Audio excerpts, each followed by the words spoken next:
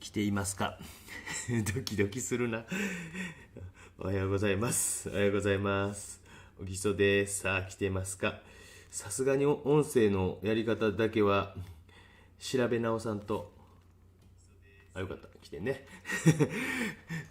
今日はね、トラブルなしで行こうと思ってたんですけど、すみません。おはようございます。今日はですね、ちょっと模写をしようと思っております。模写。で、国立西洋美術館というところにある、この作品ですね。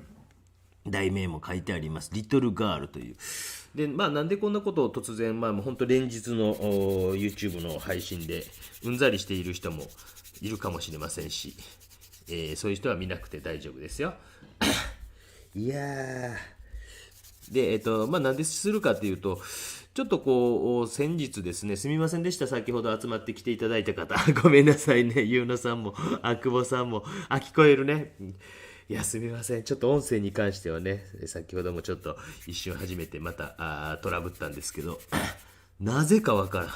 この OBS ってすっごくいいソフト、いいあれなんて無料なんですよ。なんかこう、皆さんがこう協力して、なんかこう、動画配信のためにというので、開発されたアプリケーションなんですけど、設定がいつも戻るんですよね。なんかね、戻ったりなんかするんですよね。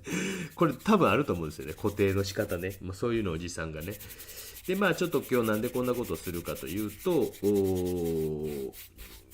先日上げた油絵の技法の動画があるんですけども、その動画非常にこう好調でありがたいんですが、どうしてもね、技法偏重主義的になってしまうのも僕自身はあまり好きじゃないので、油絵の具って実は、そんな、技法だけじゃなくて描けますよというところというかですね、もうお見せしないといかんなというまた変なおじさんの使命感が出てきてしまったということでございます。すみませんね。まさやんさんも。今回バッチリ聞こえますか？若干いつもよりマイクちょっと近くしてますけど、長くなりそうなんで、疲れるので、ですね。で、まあ、技法偏重主義にならないようにというところもあって、油絵っていうのは、ウェットオンウェットって言ってですね、かけます。今、これ完成油だけですね。で、これが、これローシェンナかな。これはコバルトグリーンかな。これは、ウルトラマリン、コバルトブルーに、ちょっと緑っぽいですけど、これこの2つ茶色ですね。バーンとシェンナぐらいですね。カドミウムレッドにカドミウムイエローに、ちょっと、今朝まで絵描いてたんで、その、あれが。で、今日は僕、ベニヤに描いてます。ベニヤにですね。ベニヤに、ジェッソを、塗っております。広瀬さ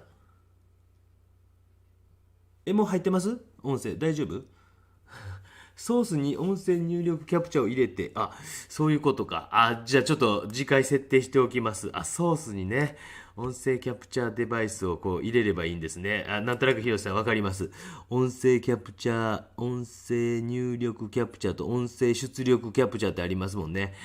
これを設定しておいたら、こういうトラブルにならないということですね。ごめんなさい。もう本当に優しいですよね。もう感謝しかないですよ。で、まあ、模写をしていこうかなと思っておりますと。で、今日ちょっと、ある程度時間かけて描きたいなと思ってるので、で、今これ、グレーの下地に対して、大体このぐらいの、まあ、この絵やったらば、まあ、褐色系から、茶系からの下地案なんですね。だから白い上に、どっちかというと茶色系かなんかの、ベースを作っているんですけども、まあ、もうグレーのこの下地があったんでっていうか、もう、これでいこうと思います。大丈夫ですよね？聞こえてますよね？よしひろ、やりえさんです。やりです。やりえさん、おはようございます。大阪でお会いしました。ありがとうございます。やりえさんですね。ごめんなさいね。今は大丈夫？聞こえてるかな？なんか、ね、ここに一応音声のあれが入ってくるので、なかなかね、ジジイはやっぱ難しいですよね、ほんとね。でもまあ、こう、ウェットオンウェットとかっていうのをちょっとこう教えたいなと思ったらもうちょっとダメですね。僕はもう本当に思ったらすぐ行動型なので、ね、もう本当にありがとうございます。音声キャプチャーデバイスを入れておけばいいのね。いや、いろんなチェック事項がありますよね。今日は揺れてないかなとかね。今日はこうまた、2画面設定いけそうなんで、こんなアングル、もうちょっとこっちがいいかな。こんなアングルのめっちゃ光っとるなこの光は無理やな。油絵はやっぱ難しいか。2画面状況でやろうとは思ってたんですが、めっちゃ光るなというのが今分かりました。まあ、本当は油絵の、技法という部分でちょっとお伝えはしたんですけども、その技法だけに、形はこれ転写しておきました。 A4 サイズのこういう、コピーね、コピーに、裏にこうパステルかなんかガーッとすり込んで、下書きをして、でそれに何ですか、アクリル絵の具でちょっとこうもう描いておきました。おはよう、大丈夫かな、大丈夫そうね、音声大丈夫ねヒヤヒヤしながらほんとね、ほんとそういうところがね、私の YouTube の面白さだと言ってくれる優しい人たちが集まってくれることを祈りながらやっております。ね。ケアさんもおはようございます。プロパティからマイクを選ぶこともできます。僕はなんかね、もう本当にとりあえずもう1個のワンマイクスタイルでね、こういうキャメラにしても何にしてもこう音声今ついてますもんね。でももうワンマイク、こうマイクだけはちょっと高いの、これも1万8000円ぐらいしてるんですよ。で、キャメラも一応ウェブカメラの中では、高いやつを買うて、ね、なるべくね皆さんにね、でこういうのもアーカイブとしてこう残った時にですね、後々1年後10年後私が突然なんかねぽっくりいくかもしれませんもんね、飲みすぎ病でですね。はいでこれは国立西洋美術館というところにあるので、本物がいつ出てるかっていうのはちょっと僕もそんな知らないんですけど、皆さんもぜひ模写してみてもいいかなと思って、ちょっとこう最近っていうかやっぱり人間の肌って難しそうやなっていうのがこう率直な感想としてあるので、お孫さんとかね描きたいとかいう人とかね、HM さんも松岡さんもおはようございます。すみませんね。九州地方めっちゃどんよりめっちゃどんより。宮崎はどうなんかな。昨日のなんかキャンプのちょっと見てたらね、案外晴れてそうで、さすが宮崎って感じしましたね。よいしょさすが宮崎という感じがしました。でウェトンウェトという方法で、少しこう濡れた状態で描いていくということをちょっと頑張って、このキャメラを本当にこう変えてこうまさか光るということまでは全然想定してなかったんでどっかいいポイントがないかな。ダメですね悔しいな。ちょっとごめんなさいね、揺れてますけど、どっかポイント探しますね。光らないですねしもたな。もうちょっと上からにしたら光らんかな。逆にもうちょっと下からにしてみようかね。ごめんなさいね。こっちはマシですからね。後でまたこっちの画面も見せます。何言ってるか分かりませんよね。はいねすみませんね。本当にこう今日はちょっとダラダラとお付き合いいただければと思います。質問あったらまたいつも通り遠慮なくしてください。今日もなんか質問あったんですけど、叩き筆なんですかって何度も答えてますけど、こんな名村さんが出してますよ。はいね、今日もなんかこう質問の方がいたんで、今ちょっとお答えしておきましたけど、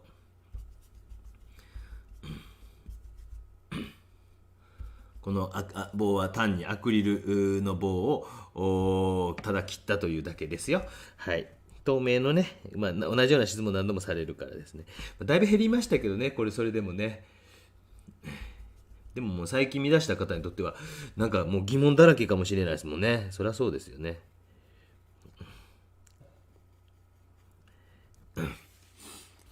ズームもできるんで、ズームも少しやってもいいですよね。プロパティで映像構成で本当ね、いろんなことをおじさんはチャレンジし続けるというね、こういうことを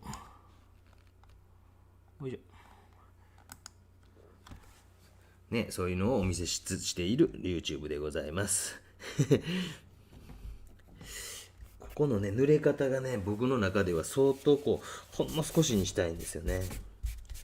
そこがこう今日ポイントかなと思っていて、濡れ方自体を相当こうほんの少しにしたいなというのが、ちょっと画面自体暗すぎますか？大丈夫かな？質問いいですか？いいですよ。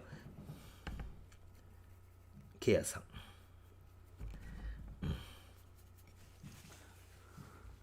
いい声ですね。そうですか。今日はちょっと静かめに、いつもより静かめに、長丁場になる可能性があるので、長丁場になるにしても、ちょっとこうですね、ウェットオンウェットというね、方法でちょっと書いていきますよというのをちょっとお見せしたいなと。よくね、こう技法があれすれば書けると勘違いする人がいるんですけど、もちろん技法は必要な部分はあっていいけど、そればっかりにこう偏重主義になる人もたまにいるんですね。言ってしまえば、なんかこうめっちゃ知ってるんですよ。めっちゃ知ってるけど良くないっていう人、どっか書きあった。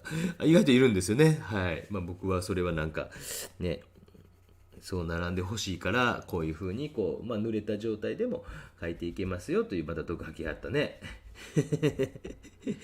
いません？皆さんの周りにも、ね、めっちゃいろんな技法知ってるけどあんま良くないなこの人とか、そういうの、面白いでしょ。おじさんの毒ね、面白い。質問いいですかから止まってない？大丈夫？質問いいですよ。止まってない？大丈夫？ちょっとこれこう、クリムソンレーキみたいなのとカドミウムレッドみたいな、ちょっとパレットが今映ってないね。同時進行でいろいろやってるからね。ちょっとパレットの方また見せときますね。プロパティから選ぶことできるんですね。あれを設定しておけばってことですよね。ちょっとそれはやってなかったんで、どっちかちょっと、そうか。もう本当音声のこうトラブルはなんかあんま経験したことなかったから、もう慌てて、人が作った動画を見ながらありがたいですよね。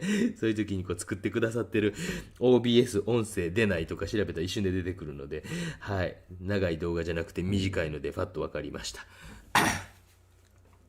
よいしょ。どんよりです。宮崎もどんよりですか？今日キャンプね。質問いいですかから止まってるな。いいですよ、ゆっくりで。よいしょ。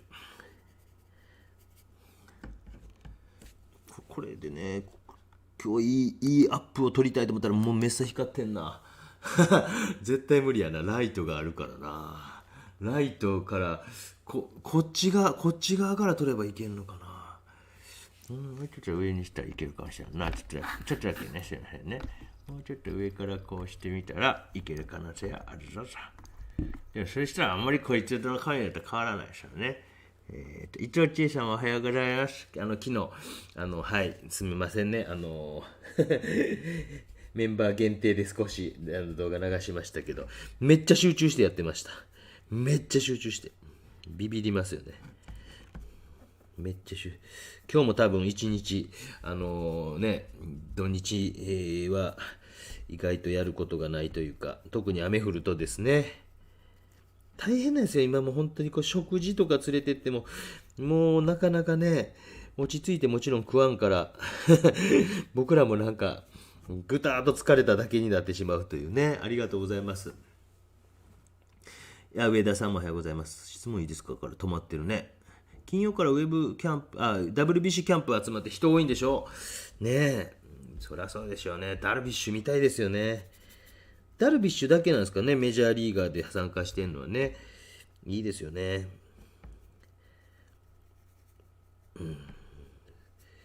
どうなることやら。少し薄く今書いてってます。理由は、なんていうか、下の色を残しておきつつの、ということで、薄く書きながらちょっとこう調整して、後で厚いところはガッと厚くしますからね。ご安心ください。ケアさん質問こんな。質問いいですかってね、来てからちょろちょろ見てしまうようになりますね。今美術館に私の絵を展示しているんですが、今日は最終日なんで午後から行ってきます。お客さん、いや、宣伝ここに書いたらどうですか？どこですか？どこでやってはるんですか？ヤーさんは。YA さんですか？ヤーさんですか？いや、もう宣伝とか書きあったらいいんじゃないですか？どこどこ美術館で展示してますって書きあったらいいんじゃないですか？いいですよ。URL とかは多分載せれんかもしらんけどね。いいですよ。遠慮なくしてください。よいしょ。ダルビッシュだけですよね。大高さんもおはようございます。ちょっとすみません、足が。可愛かったですよね。いやー、ほんとね、なんかね、僕でも個人的には今日なんか妻が作った動画夜あげる今日19日ですよね。明日20日、明後日から僕は宮崎じゃなくて奄美大島か。ぼちぼちちょっと準備始めんといかんな。ちょっとまたすみません。ちょっと画面変えさせてくださいね。やっぱ光っとるか。難しいですね。光らん方法は。光らん方法あれへんか？ないな。ないな。ね。やめとこうね。そしたらまた止まるもんね。よいしょ。まさか油、もう普通にね、水彩とかデッサンやったら止まらんのですけどね。ごめんなさいね。こう、アップをね。今どうしても艶があるからしゃあないんかもしれないですけどね。まだこう明るい色っていうのはほぼ使ってません。明るい色っていうかね、白とかを混ぜて、ほぼ混ぜてません。ちょっと混ぜたかな。ほんの少し。こっちはなんかこう、ポピーオイルで練っている方です。ちょっと明るすぎたね。よいしょ、ちょっと明るい。よいしょ。あった、来た。絵の構図にモチーフの関係性が必要と知人にお聞きしたんですが、公募展の審査員はどこまで座学の知識で審査はしてないと思いますよ。座学の知識で審査はしてないけど、座学はしっかり座学って面白いな。座学っていうのはやっぱりしっかり知ってはるよ。はい。座学の知識で審査自体はしないとは思うんですが、知識を持ってらっしゃるのは当然だと思いますんで、ですね。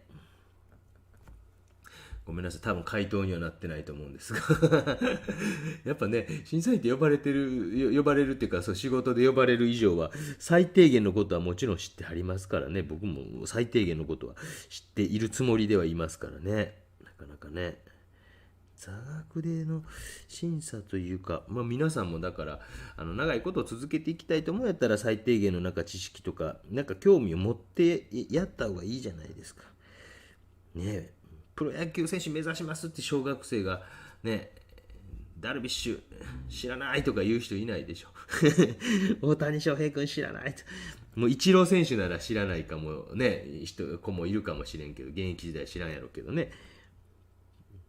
でも絵描きさんって意外とみんなそういうのね、あんま興味持ってくれないんですけど、持ったら面白いんですよね。これブーグローっていう絵描きさんなんですけど、僕すごいもちろんいい絵描きさんで、もちろん知ってらっしゃる方も多いと思うんですけども、あ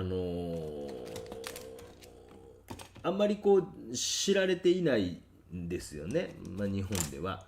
でも海外ではもうすごくもう当然のごとく有名な絵描きさんなんですけど、時代的に言うとこれ何年って書いてます？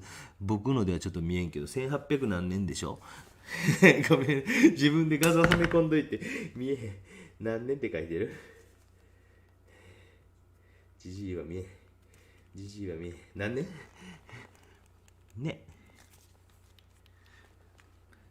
ちょっと見えないですけど、1870何年70ぐらいに見える気がすんねんけど、70何年、ごめんなさいね。自分のいろんなモニターやらなんやらが小さいのとでちょっと調べていいですか？一瞬で終わりますんで。78年ね。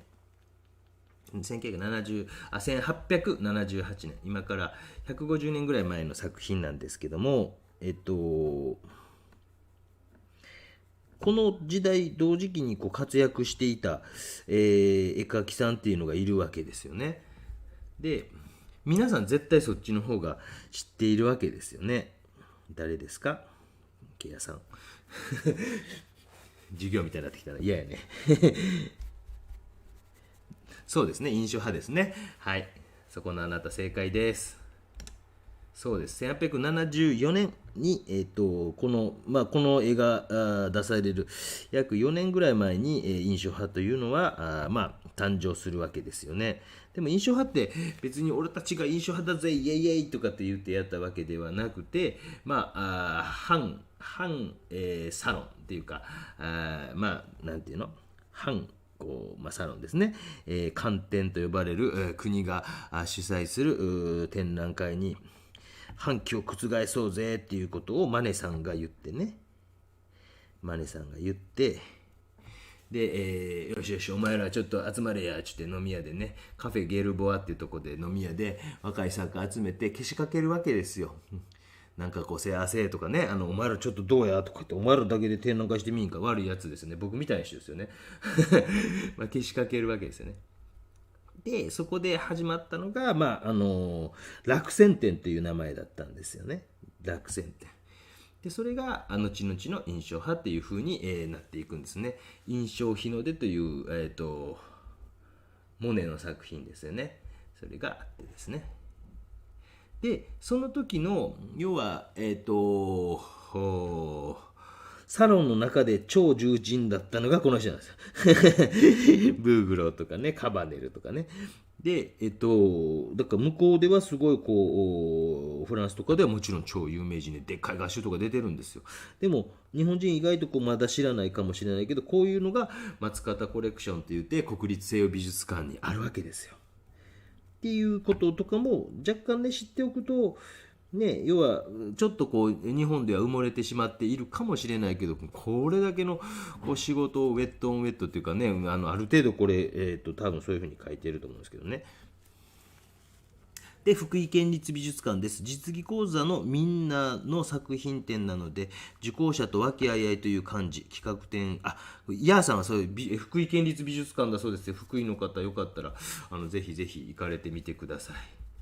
だから最低限は、先生たちももちろん知ってるし、だから公募展でその審査になんか座学を入れるということはないけども、僕多分鬼講評を始めて一番初めの頃結構本気でなんか厳しく言うてたと思うんですけど、生物画っていうジャンルがあって、なんか皆さんもただなんかお花きれいとかって、書いたりしてるんですけど、やっぱり生物画っていうのが生まれた理由であるとかがあって、そのモチーフに、何か意図意味を見出していくとねっていうことがあるんですね。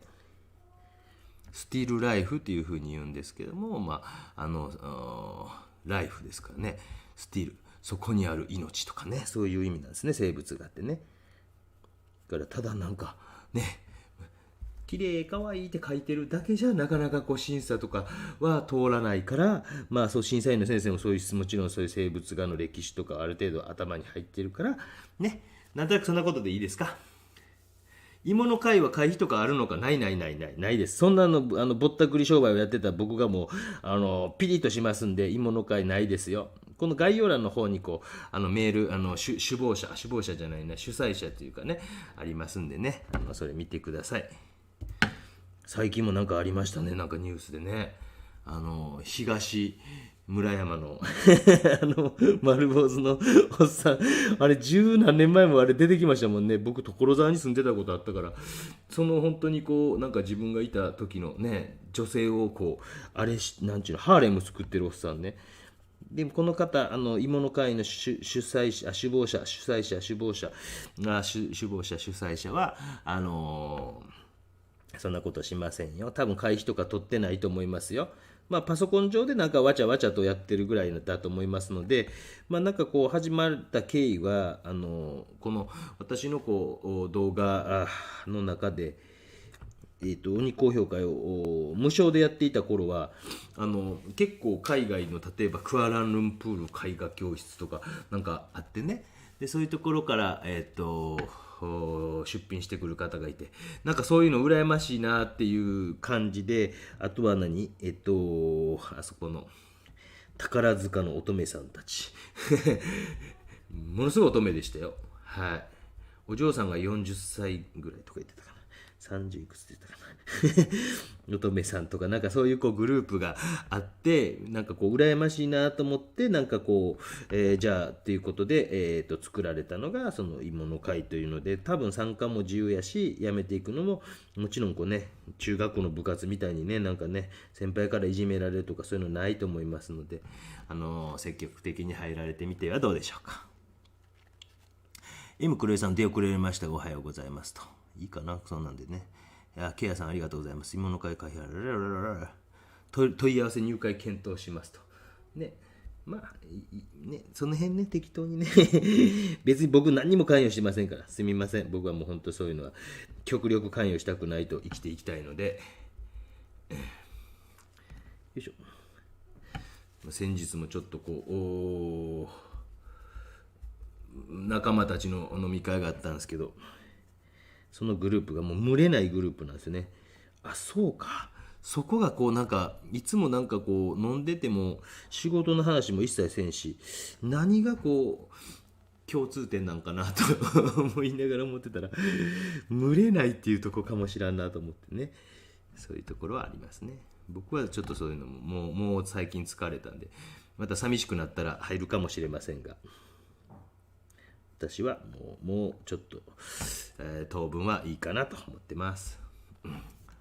ね、ウェットオンウェットっていうので書いてます。あ、ハーレーにもしてないんですか。あ、そうですか。東村山のあれじゃないですか。ね、丸坊主のなんか70何歳の一括よさんね。あれ、なんか何年か前も出てきたから、また出てきやったと思ってびっくりしましたもんね。すごいですよね。なんか。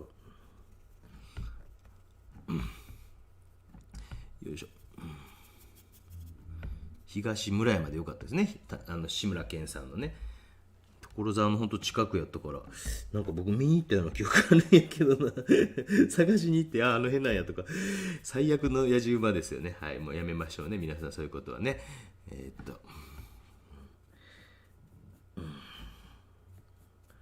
よいしょ。ちえさんおはようございます。あ、タミコさんもおはようございます。よかったよかった。タミコさんがね、なんか最近挨拶がなかったというかね、寂しかったですよ。これ話したことあるかな。僕なんかカルチャーセンターやってて、24、5歳の時にやってて、で、一番大先輩のお姉様がやっぱ、いくつ、児玉さんっていう、もう25年ぐらい前からね、今多分、わからないですけども、110歳ぐらいかもしれませんけどもね。なんかお休みするとなんか心配になりましたもんね。あ、児玉さん来てないって。児玉さん来てないって。なんかね、ウェットオンウェットという方法でちょっと書いていくんですけどね。ちょっとまたアップにしますね。この斜めからのちょっと路地を見てみます。やっぱ光るな。この光をなんとか解消できひんか。なんとかできへんか。ここはもうダメやね。上の方からのが若干可能性を感じるね。よいしょ。すみません、やっとけよって話かもしれませんけど、まさかここまでダイナミックに光るなんて、予想もしてなかったので、ちょっとマシかな。かといってこっちのライト消してしまうとね。でこの白に関してはもう相当時間が経ってるから、おとついぐらいに作った白やからめちゃくちゃねちょーっとしてます。めちゃくちゃねちょーっとしてるから、僕はこのぐらい、もうちょっと柔らかい方がいいけど、描きやすいなと思ってます。柔らかくしたかったらナイフとかで、また練り合わせたりとかすると少し柔らかくなったり、ほんの少しだけ完成油とか混ぜたりして、もう一回練り合わせたりとかします。こういうのね、こう練り合わせて練り合わせて、ほんの少しこっちはポピーオイルで練っている方、こっちらはスタンドオイルで練ってる。もうめっちゃ硬くなってます。ねちゃーっとしてます。よ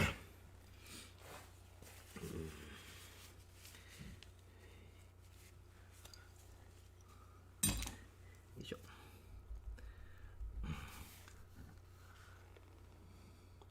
おはようございます。ワソンさんね。先ほど高評会を拝聴しました。勉強になりました。次回も古い作品、ぜひぜひお待ちしてます。出てましたかね。今週確かね、なんかお姉さんグループをまとめてみたような感じやったかな。ね、お姉さんグループをまとめてみたみたいな回にしたような記憶もあります。もうちょっとアップで見せますね。プロパティの映像構成出てるな。ごめんなさい。プロパティのこのぐらいにしとこうか。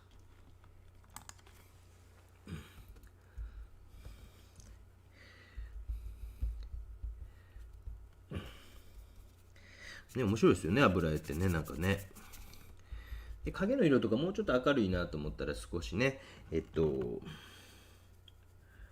下地の色とかがもう少し若干明るい、こんなグレーから始めてないと思います。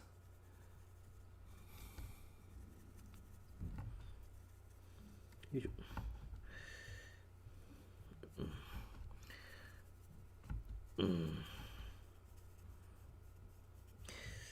初めはちょっと薄めにしながら、それで絵の具のあんまいきなり厚くするんじゃなくて、少しずつ厚くしていくような気持ちでやっていった方が、失敗は少ないかなと思いますよ。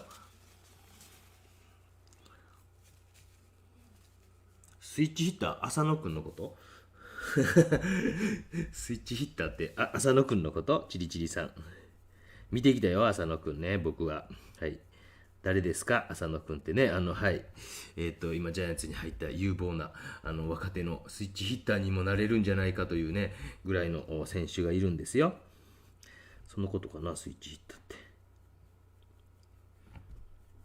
今日は一応音声トラブルが開始すぐに、言うてくださった方いて、もうすぐ切って、それでも30人ぐらいいたんですけどね。はい、もう大きな、今んとこ、ね、謎ですね。これチリチリさんこんなんええで絶対マジで。ごめんなさい、友達やからこうね友達に話しかけるように。これもしゃええよ。これアートカルチャーっていうサイトがあります。 Google のですね。でそのサイトのブーグローって調べたらこう出てきますんで、皆さんもぜひぜひ、僕がなんか写真をコミュニティ欄に載せるよりも解像度がすごく相当拡大して見ることできるので、でそういうのも皆さん活用されて、なんか模写とかするときはしてもいいのかなと思います。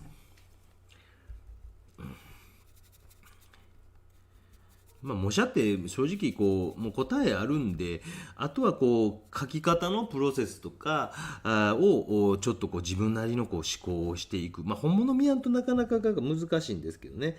プロセスを思考していって、で本当にもう色とかはもうそれにも忠実にやっていくということなんで、たまに鬼好評とかで送ってきてくださるんですけど、あんまこっちもコメントないんですよね。サブカメラがサブカメラ左利きになってた？マジで？そっか。さすがやな。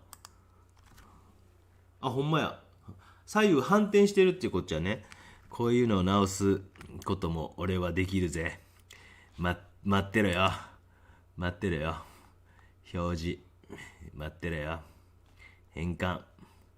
そうか。反時計回りに回転とか、なんかあれしたからかな。水平に反転。まだやな。あれ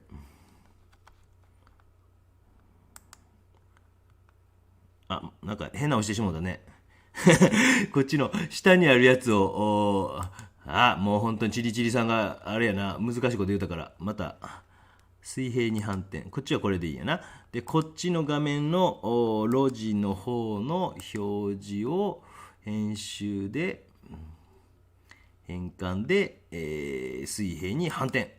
あ、逆になった。編集の、時計回りややこしになってた。ああ、結構いい感じで言ってたのにね。時計回りに90度、時計回りに90度回転。あ、来た。ありがとうございました、ちりちりさん。すみません。ありがとうございました。なんかほんとやりながらもお腹痛くなってきた。あかんわ。難しいな。へこたれへん。なんかそのあったっつね。誰やったっけ。清美さんやったっけ。うちへこたれへん。ありがとう。助かった。全然1ミリも気づいてへんかった。1ミリも気づいてへんかった。ちょっとこちらからの画面は少し光ってしまいますけど、お許しください。頑張って直してみたんですけども、もうここが限界値かなという感じですね。ここにライトがあるんですよ。で、このライトを遮断するか否かになってきますけどね。遮断したらあかんな。てか、水彩とかやったらね、多分すごくいいんかもしれんね。びっくりした。スイッチヒッターって言われたから、浅野くんの話かと思った。よいしょ。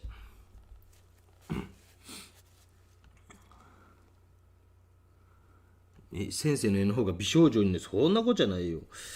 やっぱこれすごくこうね、いい作品やと思いますよ。本当にもう。で、東京の人は国立西洋美術館。意外とね、こう美術館行って常設展面白いですよ。僕、こう常設展意外といいなといつも思うんですけど、意外と皆さん常設展安いしね。国立とかになるともうよりね皆さんの税金でやってますからより安かったりしますもんね。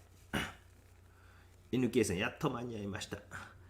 ブーグルを描きたかった、ね、ちょっとこう薄く塗りながらよしここぞという時ばかりはぐっと厚くしてみて、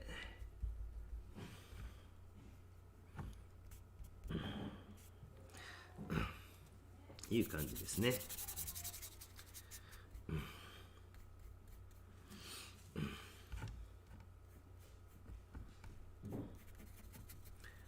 よいしょ。もう本当にこうなんか質問あればしてくださいね。サブカメが左利き。稽古川又さんもおはようございます。ねこの素人感がいいよねうんね。遠慮なく質問あったらしてくださいね。よいしょ。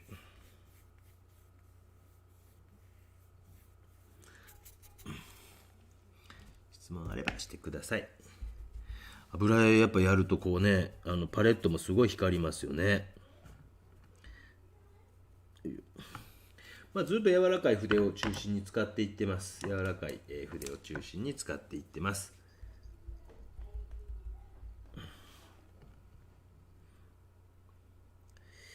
よいしょ。で目なんかはどちらかというとこうちょっと青とか混ぜてねやっていく感じです。青とか。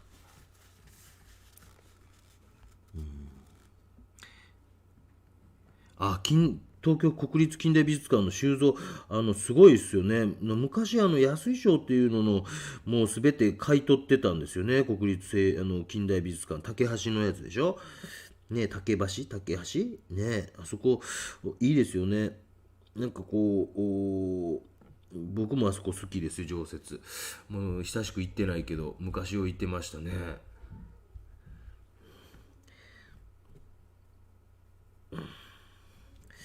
模写する絵のなんかこうポイントっていうのもあるかもしれないですけどね。それやってもっていうのをやる人もたまにいたりするのでどう言っていいんかな、やっぱりなんかこうこの絵やったらばちょっと滑らかな肌をある程度ウェットオンウェットっていう方法で、描くということを目的にしてるわけですよね。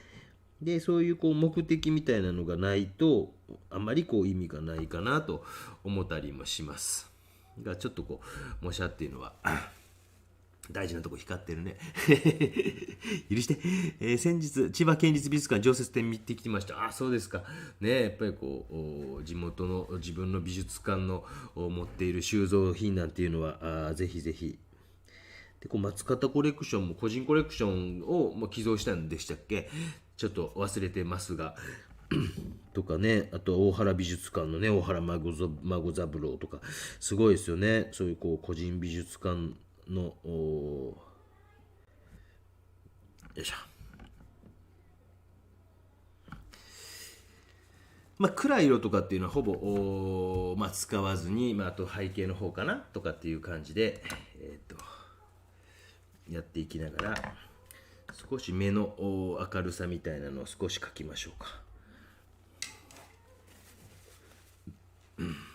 指とかまでそんなもうちょっとね時間的にすごくかかりすぎてしまうから少し軽めにしておきますね。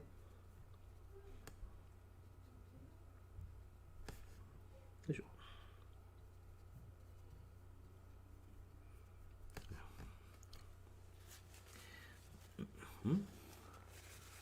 こんにちはと鬼好評拝聴して遅れました。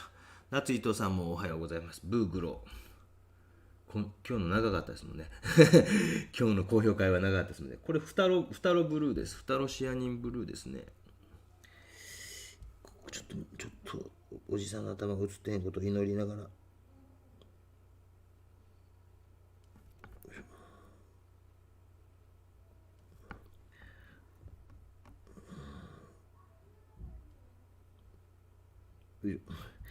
こういうところだけあまりいつも真剣じゃないおじさんが真剣になってます。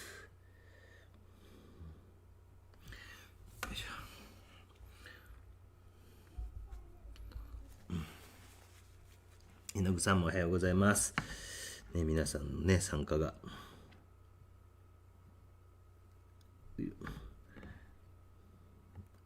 いやーだよね、眼球なんですね。ちょっとそういう意識も持ちながらいつもは結構こう、画面的にガッと決めるとき決めるんですけど、動画としてねそれぐらいした方がおもろいかな思ってやること多いんですけど、今日はかなりこう慎重にやっていってるのが分かるんじゃないかなと思います。模写ほどねもう答えあるからね、もう最近減りましたけどね、なんか全然ちゃうやんけとか言われるね最近ねやっぱなくなりましたね、なんかね。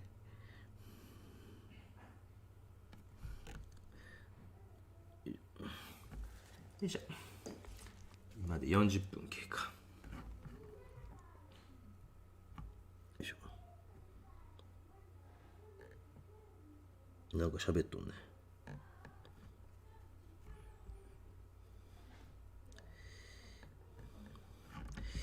よいしょ。質問ですと。叩き腕を使うタイミングが分かりません。これから使うんですけどね。描いてすぐ叩くと色が混ざるし、しばらく置いて叩くと乾燥して凹凸が消えません。乾燥します？全然してないですよ。それは僕本当に初めにこの塗った黄土色みたいなのが完成油だけなんですけども、でだから乾かないのでそんなならないですけどねで今から塗りますけど叩きますけどね。よいしょ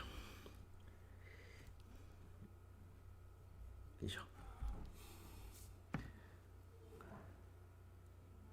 写真載せていただけたら可能やったら本当にこれ多分ね Google のアート&カルチャーというやつで調べはった方が絶対に画像綺麗なんで、できたらそっちで今日スマートフォンとか、タブレットとか持ってらっしゃったら別にこう無料のアプリっていうかなんでそっちの方が絶対いいと思いますよ。写真載せるよりは多分ねめちゃくちゃアップで見れるんで、私はそっちで皆さんがもしやるならば、そっちのがおすすめかなと思いますよ。写真はどうしてもね、ワンクッション、ツークッション置いてるから。よいしょ。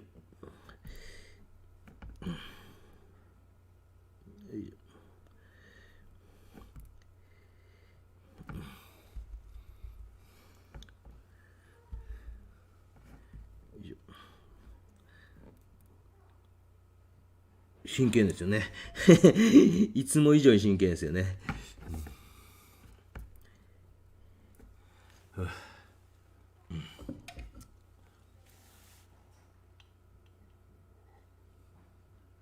なんで下の絵の具と混ざらない？そこが一番知りたい。混ざる混ざる混ざらへんよ。なんで混ざる？これボンと置いて混ざらへんやんか。ボンと置いて混ざらへんやんか。混ざる？なんで？ボンと置いて混ざらへんやん。ボンと置いて混ざらへんやんか。とか言って、でそこから周りと混ざり合わせたりとかして、まだちょっと叩き筆すみません、タイミングがまだですけどね、混ざる混ざらへんやんか。なんで？置くって感じよね。本当にこうなんか濡れてる上になんかこう、どういうたらいいんかな、置くという感覚を持ってやれば混ざらへんけどね。そう、皆さん混ざります？混ざらへんよね。ね、頑張れ、チリチリさん、頑張れ。よいしょ。なんか目がずれてる感じすんな。ね。ずれてる感じすんな。まあ、後でちょっと直していきましょう。そういうのにもう気づいておくことが大事ですもんね。自分も予備校時代それ悩みましたと。あ、混ざる？まあでも本当こう書きながら書いて徐々に書いていけば、混ざる混ざるとか言ってずーっと言ったら、本当？そうね。よいしょ。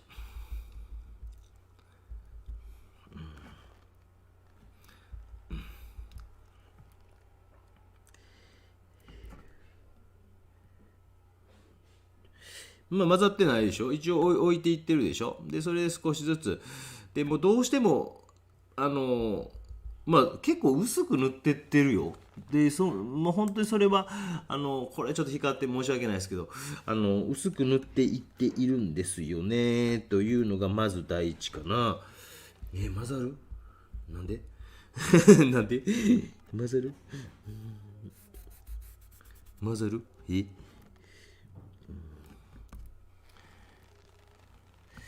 まあ、シャーシャーシャーシャーシャーシャーシャーと少しね、混ざり合わせながら行くところは行ってみますね。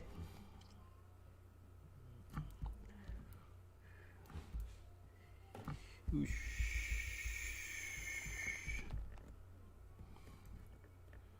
この辺の影の色ってもっとね明るいんで、今の段階でも少しこうやって明るくしといて、この辺の色ももっと明るいですね。今ちょっと離れながら見てます。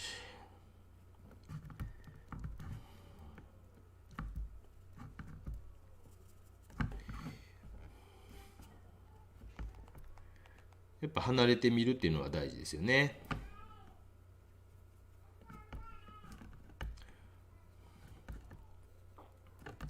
よいしょ。まあ絵の具やっぱ置くっていうのとが少し離れながら描きながら、これぐらいの声の音量大丈夫ですかね。ちょっとだいぶ静かめに今日はやってるんですけどね。長丁場になることはもう覚悟しているので。よいしょ。そして今夜中に辛ラーメンを食べたことを後悔しているというおじさんです。すごいですよね。100円ショップとか行くとね、なんかね、ちびのなんかお菓子とか買うついでにパパは買ってしまいますもんね。辛ラーメンとかね。シンゴジラじゃないですよ。ちょっと光ってるのでまた戻しますね。よいしょ。ピッ、うん。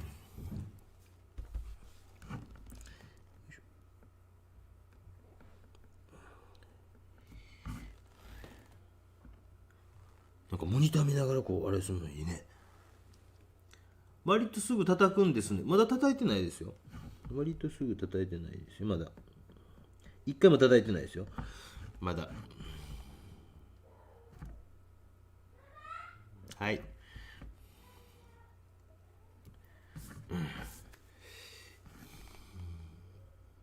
でちょっとこううるさいなうるさい男がまた女。よいしょ。誰に似たんですかね。NK さんはじめまして。すごく良い質問です。もしグレーズ2回以上を重ねるときは乾ききってからですか？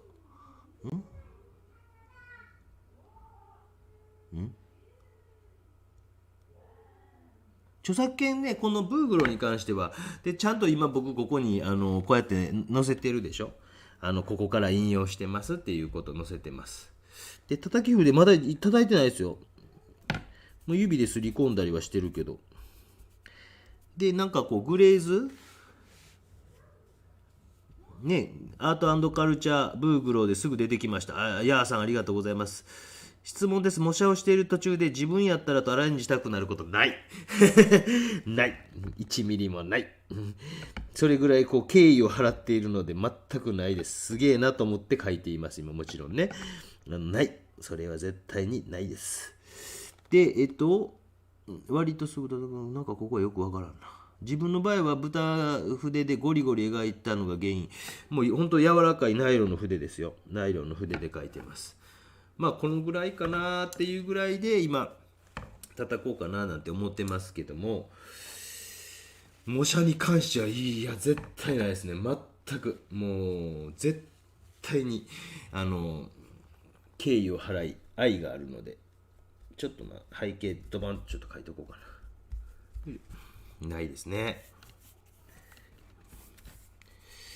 目的がね、もうちゃんとこれの人の肌をうんぬんかんぬんっていうことが目的やったりするから、もう背景なんかは別にあれかな、もう髪の毛の輪郭のところぐらいはじゃじゃじゃじゃじゃっとするけども、ないですよ。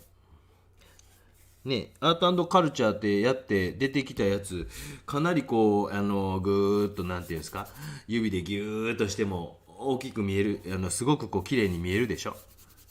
僕は絶対そちらから私のこう写真を載せるよりはいいかと思います。で著作権に関してもこれは100年以上前ですし、こういうふうに、勉強のためこれでなんかこうっていうわけじゃないので、教育のためという部分に関してはある程度寛容な部分があったりするんですね。でこれはもう国立西洋美術館ので、僕はこれ宣伝までしてるわけですよね今ね。皆さん行きましょうっていうね。よいしょ。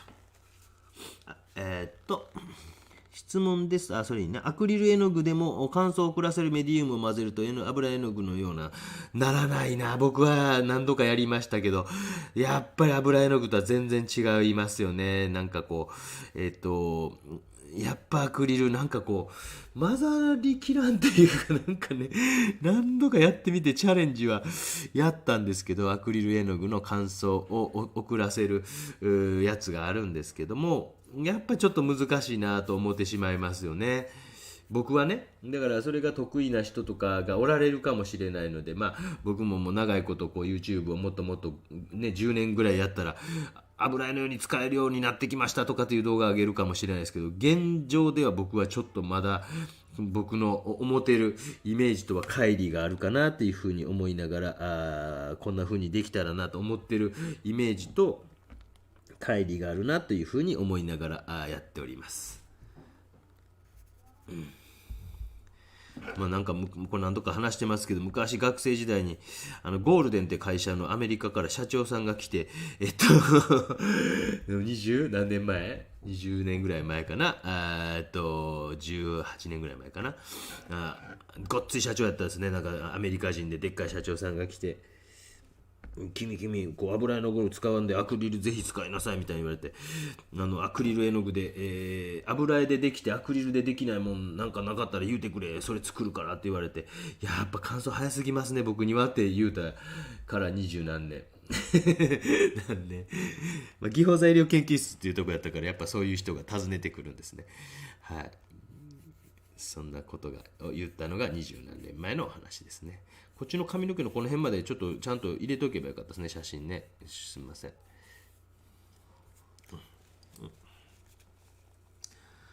えー、っと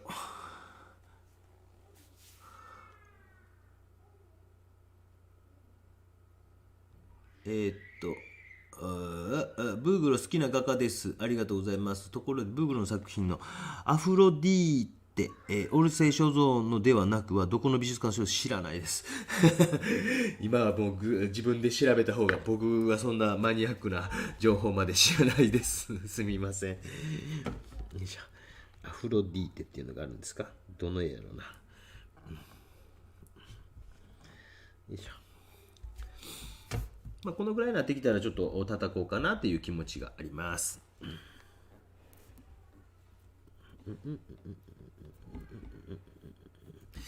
まあ、髪の毛ぐらいまでやってしまってね。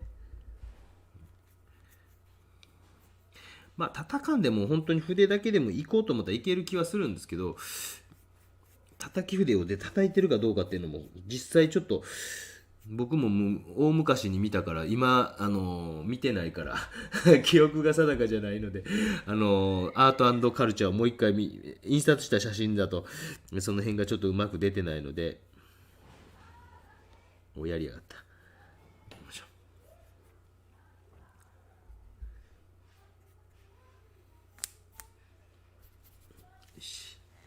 ちょっと叩いてみますね。ちょっと拡大してみせましょうか。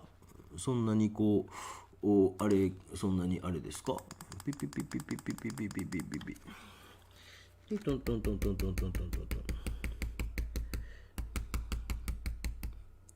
まあ、明るいところから叩いていきますけどね。でもこのちょっとでもなんかこう違う色のとこ行くときはもう拭き取るかしてあげてください。私はそうやってます、いつも。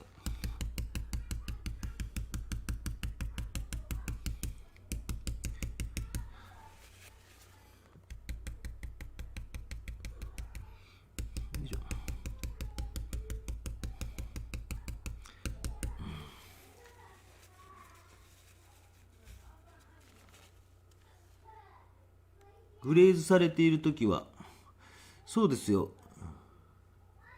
グレーズは良い質問ですね。私もグレーズ2回以上重ねるときは乾ききってから、そうですよ。もう完全に乾いてからまた1週間とかほったらかしにして。僕結構動画でそれ言うてないかな。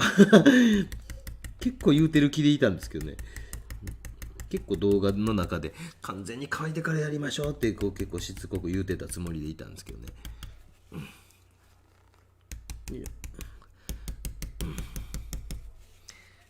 よいしょ。この間鑑定団で鴨入れの作品そう紹介されてたんですが、鑑定結果は贋作だったんですが、プロはやっぱり贋作だと分かるものなのでしょうか。はい。僕は大体当たりますよ、あの番組見てて。鑑定学まで大体当たりますよ。特に絵画系はね、焼き物とかは分からん時が多いですけど、絵画系はほとんど分かりますよ。別に鑑定士でも何でもないですけど、どんな絵が出てたのね。鴨入れのデッサンですかね。ひょろひょろとした絵とか、サインとかが若干なんかこう勢いがないというか、僕自分のこと別に自慢するつもりでも何でもないですけど、絵をねよくこう買うてくれた人とかからメール来るんですよ。ほぼ全員の人が本物が全然違うって来るんですよ。で筆の筆致とかねタッチとかが全然こう動画で見てたのと全然違っていいという意味ですよ。で嬉しいことをね言ってくれるんですけど、やっぱそれはあると思います。本物をここにもコメントくれてるねなんとかさんっていう人も、なんとかさんも買うてくれたりとかしても全然違ったわーって関西弁で言ってくれましたもんね。でそれはなんかじゃあ贋作になるとその勢いとかがよりモニター通しても分かると僕は思いますよ。はい、ビッグマウスが出ましたね。すみません。ちょっと戻しておきます。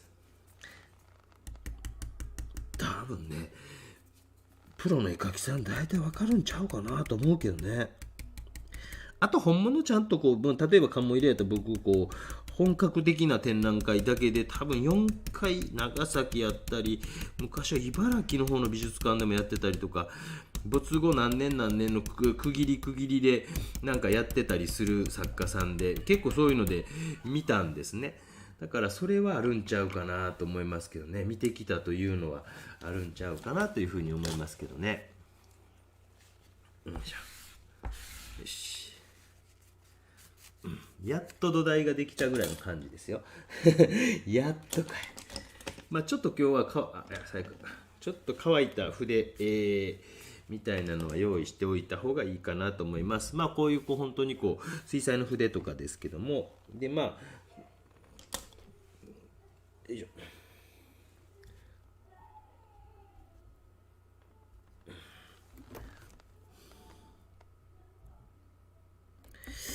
ちょっと細かい描写もしながら、ちょっといきなりすぎるとあれなんですけども、とりあえずちょっと一回、細かいちょっとズームにした方が良さそうね。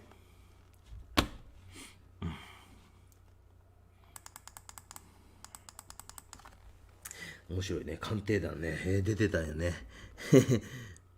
今の鑑定されてる方って誰でしたっけ？前は永井さんがねされてましたもんね。昔はね、洋画部門ね、永井龍之介さんっていう永井画廊っていうですね、もう YouTube されてますよ。展覧会とか来てくださりますもんね。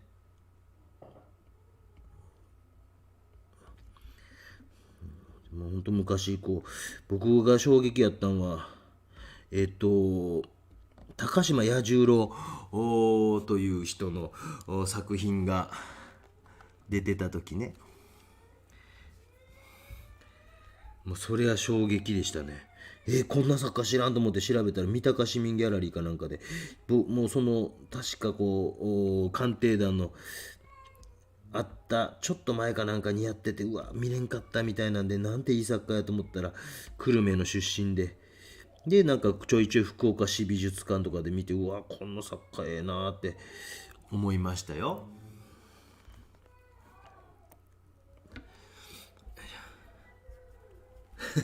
すいません、我が家がだいぶ騒がしくなってまいりました。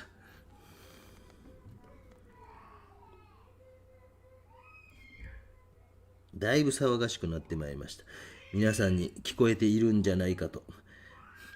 1時間ぐらい経ってしまったよね、もうね。しゃあないね。アートカルチャーダウンロードしてみました。すごい拡大して。ね、そうですよ。ぜひぜひありがとうございます。ペインティング、ネットで調べたらリターディングメディウム、ペインティングメディウムなど出てました。出てます。私も出てますよ。そういうのも実はもうどっかでやってるんですよ。絶対ね、僕ね。これ YouTube の中でもやってます。乾燥置換剤入れてみたりとか、もう強引にこの画面の中で混ぜてみたりとか、もう本当にもう見倒していけば絶対僕ありますよ。大体のことやってきてるんで。ね、口が変でしょ。知ってますよ。そんなぐらいね。口が変でしょ。知ってますよ。それぐらいね。こっちの口笛薄いよね。こっち。よいしょ。よいしょ。よいしょ。こんにちは。ブーグルの合成写真のような絵がたくさんありますね。見てて面白いです。私も久留米出身です。だそうです。叩き筆は全然使えていませんみたいなコメントもありますね。まあ使わんでもいいと思うんですけどね。別にそんなね、どっちかというとここから絵の具をあれですね、ちょっとぼかしながら描いていくというのの大事なところで、難しいところで緊張感あるところなのに、昨日ちょっと辛ラーメンを食べたのと、ハバネロの100円ショップで、あれして私のお腹の痛みとの戦いになってまいりました。はい、そして灯油が切れてしまったので部屋が寒いという、大ピンチを今迎えているというわけですね。はいメディウムの動画ね、探す、多分ライブ配信、リターディングメディウムとかあるんですよ。よいしょ。スロードライブレンディングメディウムって書いてますね。これ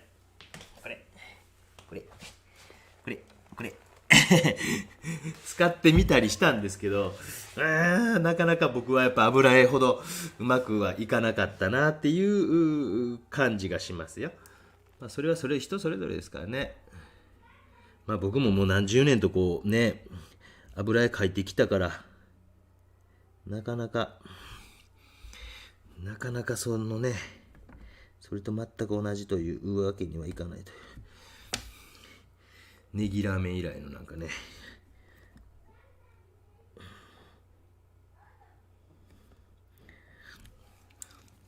本当に子供のなんかね、好きなもんって変わりますよね。相変わらずうちのお兄ちゃんはあれが好きなんですけど、スパイダーマンがやっぱ好きなんです。シャーとか言うてますけど、最近ウルトラマンですね。新ウルトラマンをアマゾンプライムかなんかでちょろっと見せて、2時間見てくれるかなと思ったら全然見おらんで、戦いのシーンだけにあれせえあれせえとかいうね、厄介なことになってしまいました。ちょっと乾いた筆ですこれね。でそれでちょっとこうぼかしたりとかしだしていきます。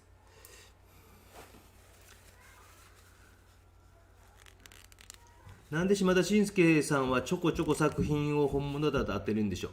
目が肥えてるんでしょう。はよパパ仕事しとる。何パパ仕事しとんねんけど、まだあかんな。まだ来んといてほしいんやけど。まだ来ないでほしいんやけど。パパ。どうしたの？あ、いい。トークンにさ、何？まあまあいいよいいよ。パンとした。トークンが？パンチした？嘘。はい、じゃあ戻って。後で呼ぶわ、じゃあ、後で。オッケー。オッケー。あ、ちょっと見えました？ほら、ちえちゃん見てるから、ほら。めっちゃ気に入ってます。ね、後で呼ぶ、またな。オッケー。後でな、よし。ね、言うこと聞きましたよ。じゃあ閉めて。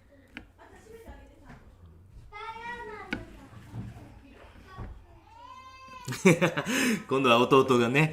でちょっと今インパストといって絵の具を厚く塗っていってます。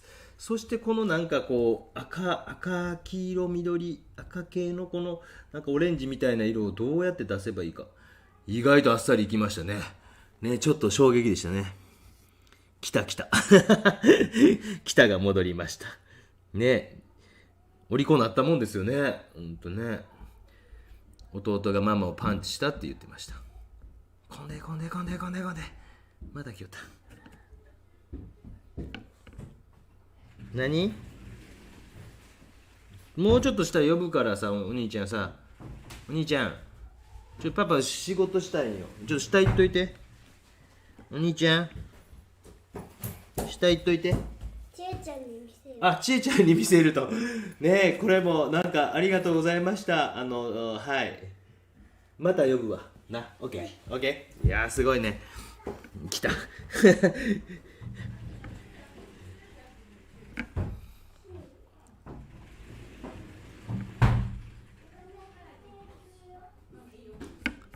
で、まあ、叩き筆に関しては、この状態でも、また叩けますので、閉めてや。閉めてる。ね、面白いですよね。エラなりましたよね。綺麗仕上がり、なんか第一ボタン開いてました。すみません。ごめんなさい、今気づいた。ね、家でだらっとしてますからね。ちょっとこう絵の具を今熱い不透明の絵の具をボンと置いていってますね。よいしょ。でまあ叩き筆もちょっとこれ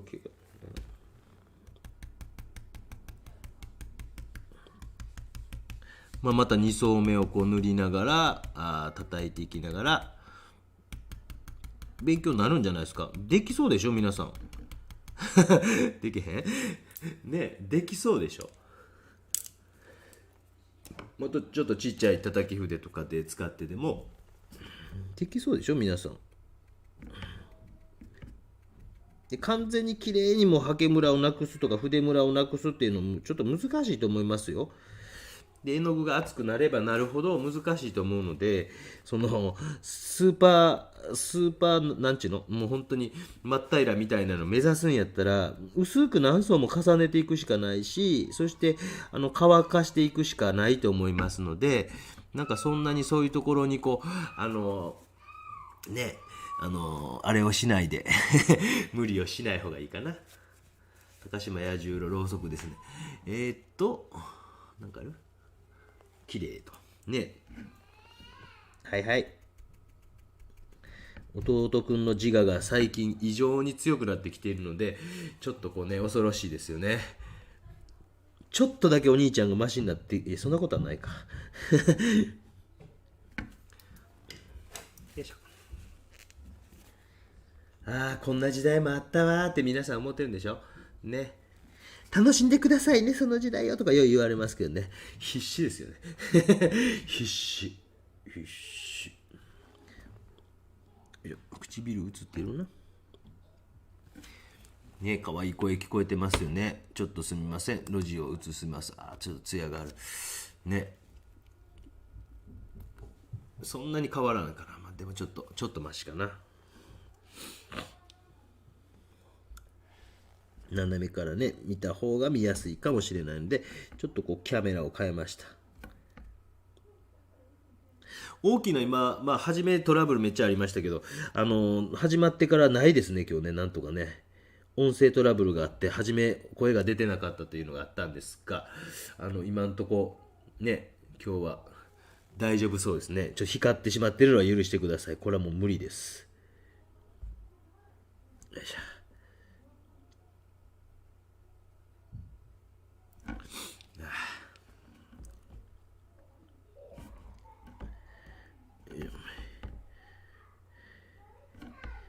面白いやって書いてますよ。よ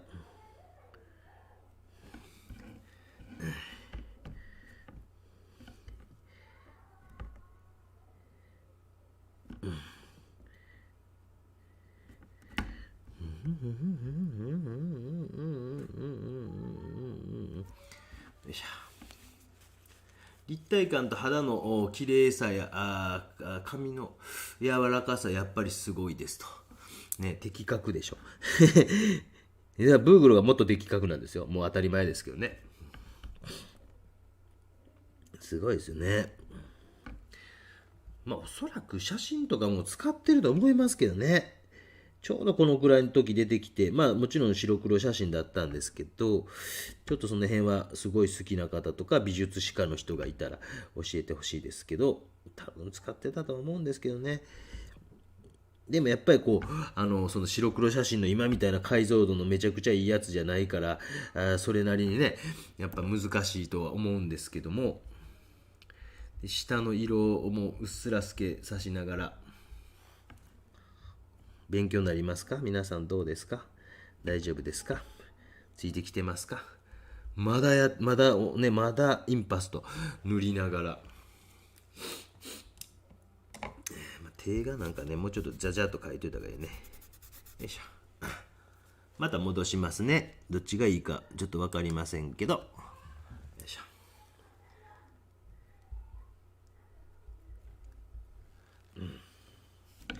ビュービュービュー。こういうとこなんかもね、だいぶ厚くこう絵の具がなってきて、で叩いて、また乗せて、書いて叩いて乗せてみたいな繰り返しながらやってってますね。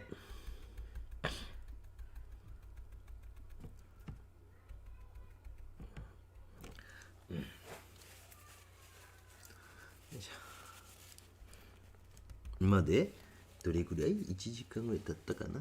どれくらいか、ちょうど1時間ぐらいかな。1時間13分だってやっぱ長なるね。それぐらい難しいんですよね。模写ってね、もう答えあるからね。でそのプロセスみたいなのをもうある程度こう自分の中で解釈して、やっていくというところが模写の大事なポイントですよね。今日はなかなかね長くて申し訳ないです。アーカイブで見られる方は早送りでもいいですしね。こうやってね、もし詰まったらしてくださいね。かっこいいの着てたでしょ。北が北に北が北になってますね。もう、めっちゃ気に入ってますよ。もうインナーの方は明日幼稚園に着ていくっていう、朝こうご飯食べてる時にそんな約束になってましたね。今着たら汚れるよって言って我慢して明日着るって言ってました。ちょっと乾いてる毛先の乾いた筆で少しこうぼかしていってみましょう。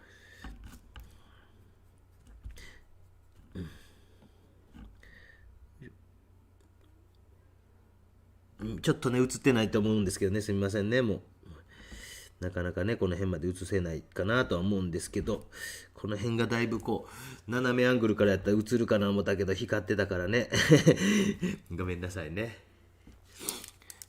よいしょ、もうちょっとぐーっと近づけてみようか。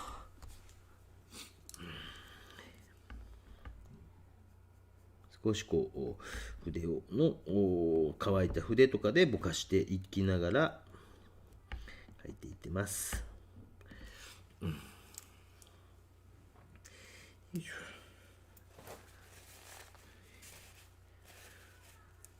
腕とかとかね。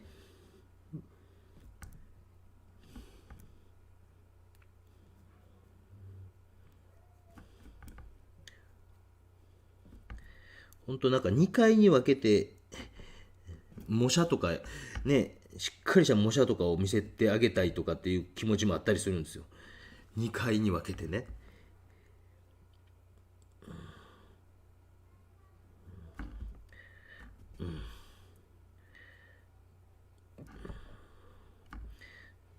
皆さんももう授業のようにね今毛先の本当これ800円の筆ですよ。800円の筆ですね。よく使ってる水彩とかで使ってる筆で、少し叩き筆じゃないぼかし方ですね。ちょこちょこ毛先の絵の具を取ってますね。仕事中なんでアーカイブで見ます。ありましたね、なんか質問ね。グリザイユで描くとき、モノクロの写真に変換して参考にするのは邪道。いや、いいですよ。邪道はないんです。邪道なんか何にもないですよ。はい。白黒の写真に変換してやられたらいいと思うんですけど、若干少しね、もしそこまでの技術あるんやったら、明るめに変換した方がいいかもしれませんね。少しだけ明るめに変換されてもいいかもしれませんよ。そっちの方が多分やりやすかったりするかなと思います。よいしょ。邪道なんかないんですよ。王道、もう邪道なんかもね、ほんと皆さんね、って思いついたぐらいにね、思ったらいいですよ。ラッキーと思ってね。で、こういうところもね、少し輪郭とかもぼかしたりとかして、進めていってます。よいしょ。これやっぱ柔らかい豚毛とかじゃ難しいですよ。少し柔らかい筆で、僕なんかは800円の、水彩のネットで買った筆なんですけど、だいぶ毛先がやばいなっていう状態になってきたらこういう風に、使ってあげるような感じで、再利用してあげたりとかしてます。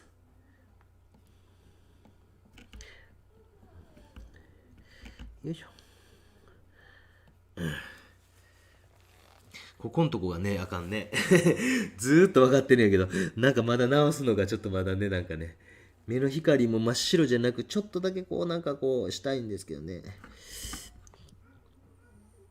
赤って言ってますよ。可愛い子がね。目や口など内側と外側から描いているうちに形が変わってきます。変わってきますか。初心者でも気をつける方法ありますか。なんやろうね。難しいこと聞かれたら。どういうことやろうね。ちょっとずつ書いていったら、ちょっとずつ形変わっていくってことでしょ。難しいな。どうしたらやろう。初心者の人で、どうしたらやろうね。模写の場合って、もう本当に、模写はもう本当に答えあるから、僕はもう形とか転写でええんちゃうというふうに思ってしまうんですよ。グリッドつけて、やりだしたりとかする人とかやり方もあると思うんですけど、そうやったらもう別に転写でええんちゃうとか思ってしまうんで、やっぱりそれをちゃんと僕もちょっとずつ変わってきてることありますよ。どうやったらいいんですか。ごめんなさいね。すごいいい質問やな。どうしたらいいんですかね。初心者の人でどんどん形が変わってきてしまいます。どないしましょうっていうことですもんね。どうしたらいいんやろね。答えが見つからん。ごめんなさい。どうしたらいいんやろ。スパイダーマンがどちらこちらって言ってます。この間パパが洗ってくれてたよって。そうですね。洗い物はなんとなく僕の仕事という感じでやることが多いので、料理もね、もう妻が上手やからね、僕やらん方がええなと思ってね、ありがとうございますと。iPhone のフィルターとか変換は優秀ですので活用しますと。はい。だいぶなんかね、ちょっと雰囲気がようやく出てきたかなと。時間かかりましたね。そしてここのパレット状の筆がぐっちゃぐちゃになっているという。はい。油絵の難しいとこですね。ちょっとまた一回戻しますね。あれをね、ズームをね。っていうと。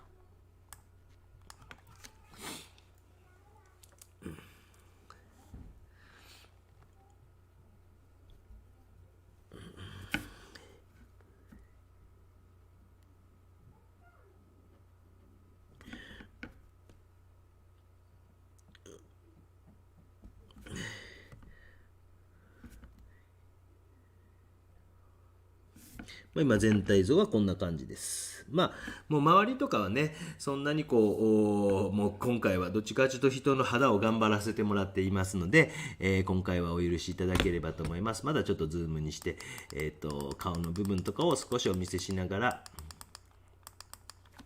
いこうかなと思います。たまにこちらの路地の方も光ってね、無理やね、今日はね。今日はすみません、こちらやめときますね。もうあとはこちらで突き進もうと思います。ここに入れた木。面白いでしょ、模写もね。こうやってしっかりと写真を置いてやっていっているのも、やっぱりだいぶ印象違うね、でもね。だいぶ違うね。たまに離れてちょっと見ているんですけどね、やっぱだいぶ違うね。それぐらい難しいですよね。答えがあるというのはある意味難しい。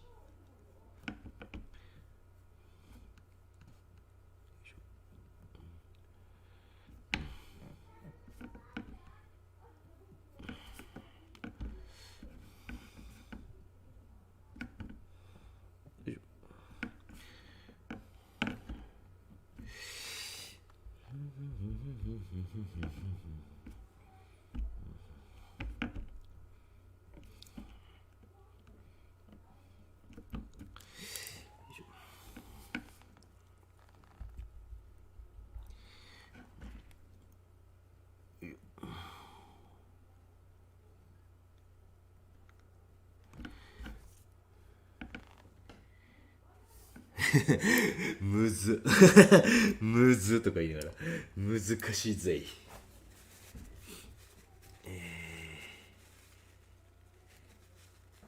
ぽっちゃりした顔が可愛い。もう叩いて乗せて書いて乗せてまたそれをぼかしてあれしてとかのほんと繰り返しでしょ。おじさんでさえこんなことしてるんですから、皆さんもねそんなに簡単なわけはないということも理解できるんちゃうかなとも思いますし、なんかアート&カルチャーやったらiPad かなんか置いてそういう風に書かれても、そういうアート&カルチャーのアプリケーションを開いて書いてもいいと思いますし、またちょっとアップにしましょう。してるね。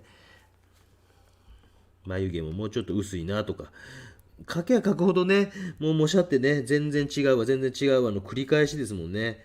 だから本当にもうそれはもうね、そんなしゃあないところありますもんね。もうちょっと緑っぽいかなとか、実際の本物見たらもっと微妙な色でうわーって落ち込むこともよくあるんですけど、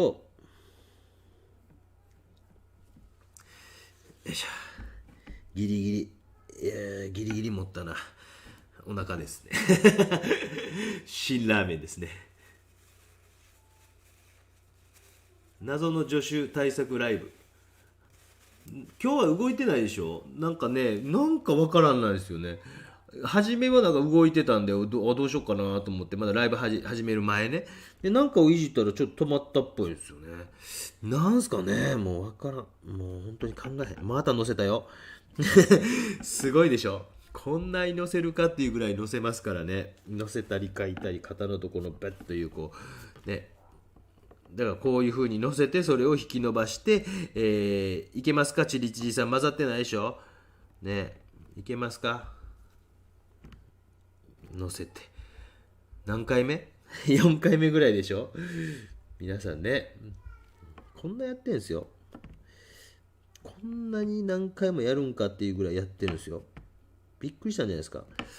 僕がこうグリザ油で1層目でこう普段の仕事とかで書くときにもうこれぐらいこう乗せてそれをぼかしてっていうのを1層目の時やっとるんですよ。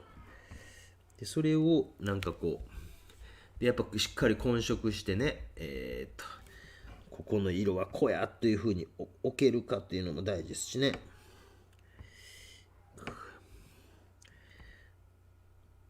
よいしょ。また置いた。こんなしつこくいくかって感じでしょ。また置いた。ねえ。よいしょ。また置いた。めっちゃ可愛い声がするな。よし。で、またこう叩いて、どっちの筆がいいかな。今日はすみません、長くなってます。お許しください。もう、模写ってこんな感じで、なんか、フェルメールかなんかの模写みたいなのもあったと思うんですけど、あれは簡易版のこうグリザ油っていう方法から始めたという模写でしたよね。で、今回は、もうウェットオンウェットっていう、濡れた上に濡れた状態で描いていけるんですっていうことをちょっとお見せしたくて、初めの段階っていうのは案外薄く塗りながら少しずつこう厚くなっていって、そしてそこでもう粘りに粘ってまたやっていますよっていうことを、今見せております。もう本当ね、息が詰まりそうです。私もそういう気持ちです。私はちょっとね、辛ラーメンの問題がありますね。桜井さん、印象派の好きな私、先生の配信印象派画風の桜人物何回も見ていますが、未だ理解できず困っています。モネなの模写もお願いします。モネ難しいですか？モネはそんな難しくないと思うんですけどね。そうなんですか？モネの模写してもね、なんかいいのあるかな？なんかあります？何かありますかね？モネの模写。印象派って僕そんな技術的に難しくないと思っちゃった。ごめんなさい。そんな難しくないと思ってるからどの辺が難しいか、もしコメントができそうなら教えていただけます？なんかね、そんなに僕の中で印象派ってこう技術的には難しくないと思っているので、やろうと思えばできるんですけど、面白いかな。面白いね、リクエストぜひやってみましょうかね。ちょっとなんかよかったら終わってからでもいいので、なんかこの動画のところのコメントにでもしてもらえたら、僕の中でその模写をするときにもしやるとしたらね、ポイントを頭の中で整理してやりますので、よかったら、コメントいただけたらなと思います。ありがとうございます。どの絵がいいかな。なんかね、やっぱこの濡れた状態で描いていく難しさみたいなの今日皆さん見ててね、勉強になったんじゃないですか。お兄ちゃん呼びますかね、という感じで、今日はどうだったですかね。私はもう序盤15分ぐらいから辛ラーメンが攻め込んできていたので、大丈夫かという気持ちでやっておりましたが、大丈夫そうで終わりそうです。長時間拝見できて嬉しいです。今どれぐらい撮ったの？ちょっと待ってね。1時間半ね、やっぱねかかるよ。かかるよ。おじさんでさえさこんなかかんねんから、皆さんでやったらね4時間5時間ぐらいかかるよ。おじさん喋っとんねんからね、すごいでしょ。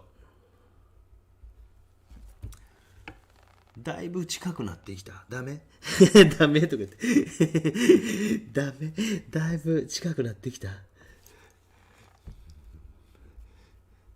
ちょっと違うよね、目がね。なんか目がちょっと違うよね。なんかね、何言うとんねん、2回同じこと言いよったなちょっと違うよね。よいしょ。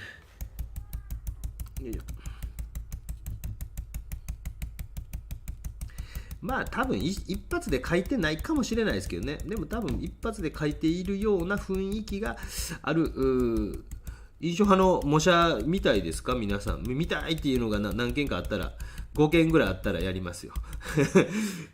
5件ぐらいあったら、まあ今日はやらないですけど、印象派見たいとかいう意見があれば。目やね、ちょっと最後頑張って目直させて。お兄も呼びましょうかね。約束したもんね。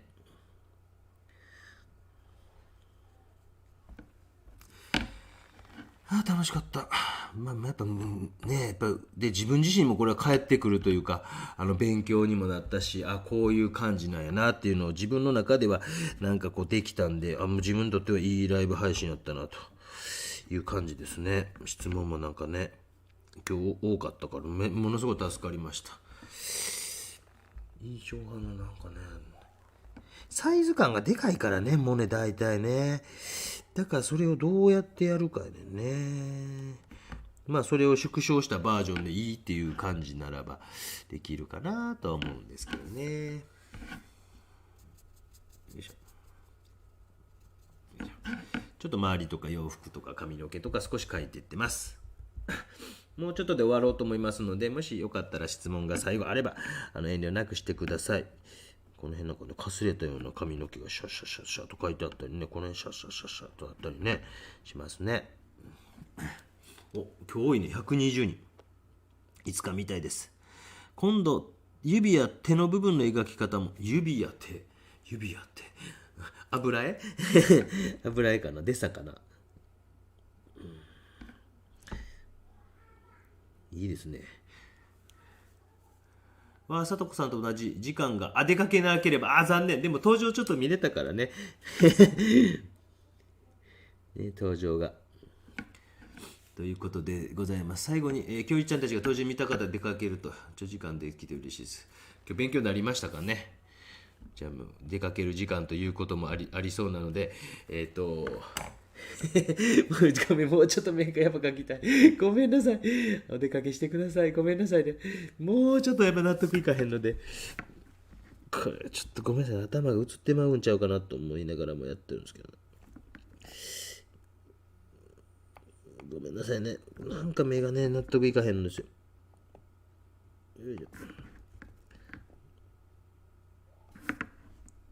ょ。よいしょ。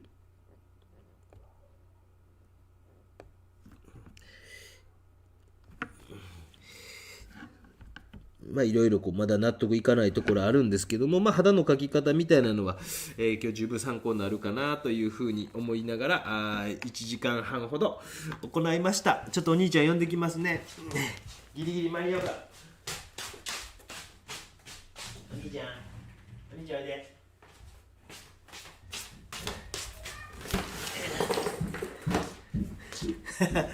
画像がちょっと悪いかもしれないですけどね。ということで、お兄さんがやってまいりました。画像がちょっと悪いかもしれないけど、お兄さんこんにちは。こっち来る、パパがこっちおいで。こっちおいで。よいしょ。はい。はい。決めた。はーい。結局スパイダーマンの来てるやん。明日幼稚園来ていくとか言ってたのに。ねえ、ちいちゃんってほら来たって。来てますよ、早速。ありがとうございます。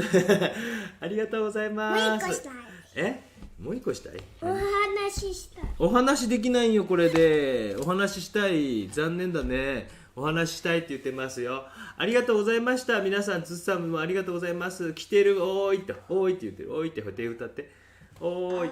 おーい。ちょっとね、画面の解像度一番軽くしているので、相当悪いかと思いますけども、ありがとうございましたということで、本日お兄ちゃんじゃまた悪いね。まだ悪い。まだ悪い？何がね、今日はこちらの方をお届けいたしました。ちょっと戻します。ブーグロの模写ということで、人の肌の描き方を中心に皆さん参考になった部分も多いんじゃないかなというふうに。触らんといて。グリザイユ画法とウェットンウェットで見た目違いありますか？あんまないと思います。葵さん、以前フェルメールの模写数ヶ月かかりました。また模写やってみたいです。お話ありがとうと。ちえちゃんがありがとうってバイバイ。春熊親方さんありがとうございました。忍者ふりかけさんもみちみちさんもすごく参考になりましたか。はい、頑張りました。皆さんよかったらまたアーカイブでも見てください。終わります。もんちゃんバイバイって。バイバイ。けれけれけれけれけれ終わります。終了。よいしょ。ありがとう。うん。